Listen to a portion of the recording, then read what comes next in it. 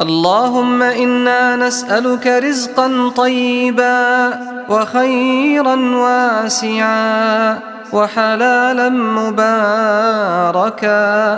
اللهم افتح لنا من خزائن رزقك وبركاتك وخيراتك. اللهم اكفنا بحلالك عن حرامك، وبطاعتك عن معصيتك، وبفضلك عمن سواك. اللهم إنا نسألك الغنى ونعوذ بك ربنا من الفقر. اللهم اجعلنا عند النعماء من الشاكرين، وعند الضراء من الصابرين، برحمتك يا أرحم الراحمين.